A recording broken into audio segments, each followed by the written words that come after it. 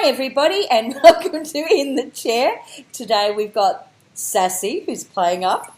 I'm an angel, see my halo. It might be just once, but no, see.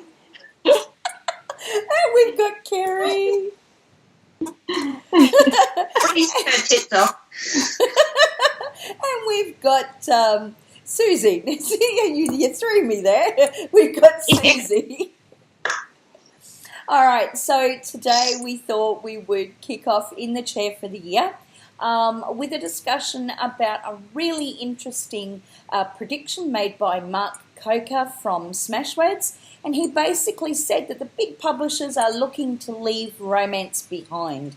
So I'm going to open the floor first to, I think I'm going to open it to Kerry first. Oh, God, no. Okay, I actually don't think they'll totally get rid of romance because it's a billion-dollar industry and there's nothing to come close to it in sales. The big five are all about making profits, and romance is their biggest profit maker. Why on earth would they step away from it? They may downsize the lines, as they've downsized some of the sci-fi fantasy lines, but I don't think they'll ever get rid of it. Yeah. I could be proven wrong, but, you know. Okay. Susie, what do you think? I agree with Kerry that it's one of the biggest sellers in the world always, print and ebook and audio and everything. So if they get rid of it, they're going to get rid of one of their biggest incomes, and I can't see it happening. They'll probably try and compress romance into some stricter lines, but they can't ditch it altogether because, I mean, I always say the Bible's the biggest seller in the world, crime's the next biggest, and romance is after that. So how can they ditch one of those, you know? It's like ditching the Bible selling. They can't. I think some would try. Sassy, your thoughts? I totally agree with the Lovelies. It's never going to happen. What I can predict happening and what I'm already seeing happening is their in-house authors. So no longer are you going to submit.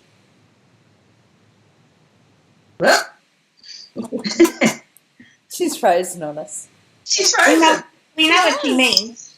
No longer are you going to submit to publishers that they'll have in-house authors. Yeah, and that could be the way they go. Well, actually, now that leads me to the next question then, is like, because, I mean, we all know that, like, the margins are shrinking.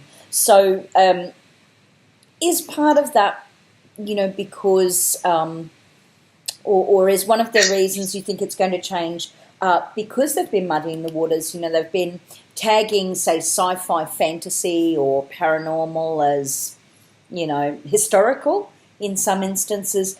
Do you think maybe that's then affecting what's happening, and is that part of, or is it a decision on the part of the publishers to refine those genres to make it easier to fit the few authors that they've got?